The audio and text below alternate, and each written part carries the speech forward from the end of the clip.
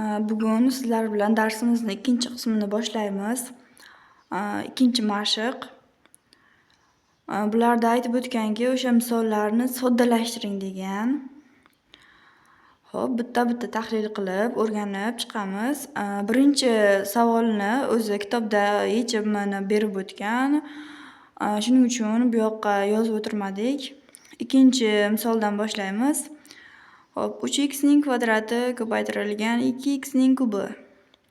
Xo'p, ko'paytirilgani darajalar qo'shiladi. Bu o'zi asosiy xossalarda jadvalda berib qo'yilgan. Buni Telegram kanalimizda tashab qo'yamiz. O'sha yerga kirib o'rganib olishingiz mumkin. Xo'p, 6x ning 5-chisi bo'ldi. Keyingisi ham xuddi shunaqa. Darajalarimiz qo'shiladi. 4 minus 2 va x ning kvadrati. Keyingisida ham xuddi shunaqa, faqat mana bu yerga diqqat qilamiz. Xo'p, darajalar qo'shilyapti. 3 minus 3 bo'ladi, chunki plus va minusni beradi. 3 dan 3 ni ayirsak 0 bo'ladi. Har qanday sonning 0-darajasi 1 ga teng. M ning 0-chisi 1 ga teng va javobimiz -21.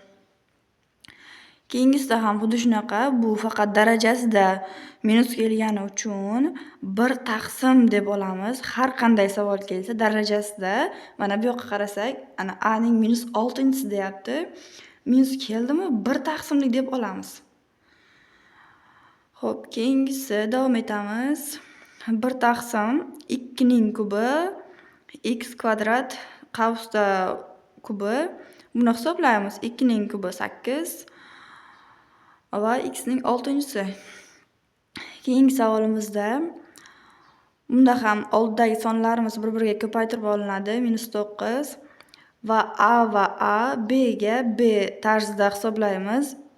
A ning kvadrati va a ning -5-chisi. Buni hisoblasak a ning -3-chisi va b ning -3-chisi va b ning 8-chisi. Bunda -3 plus 8 hisoblasak +5 musbatdan. Buni boshqacha ham qilib yozsa bo'ladi. Men shunaqa yozib qo'ya qoldim.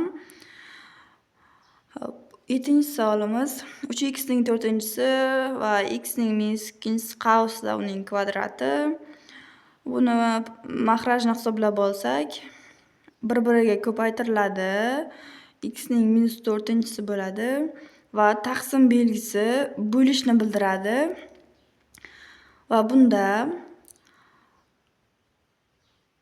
4 buluv bo'lganda ayriladi. 4 plus 4 bo'ladi va 3x ning 8-chisi. Keyingi 8-savolimizda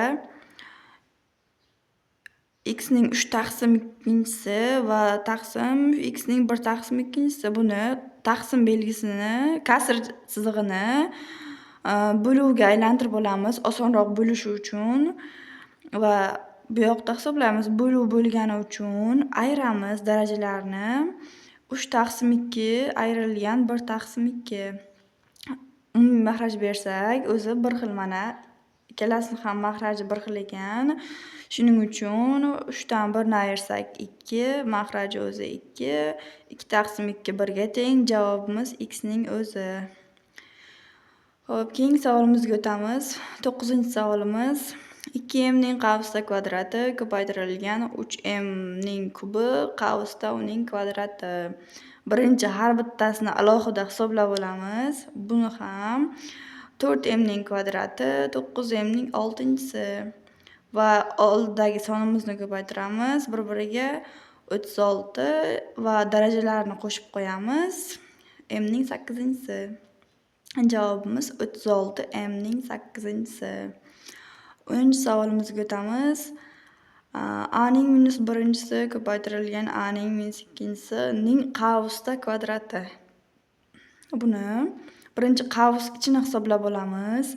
A ning -1 ko'paytiruv bo'lganda qo'shiladi dedim. Shuning uchun bu yoqda 2 ning oldida minus bo'lgani uchun plus minus baribir minus bo'ladi va javobimiz a ning -3-chisining qavsda kvadrati Mana bu yoqda ham kvadratimiz bor edi. Bu yoqqa ham shunaqa bo'ladi. Keyin Aning -6-si javobimiz -3ni 2ga ko'paytirdik.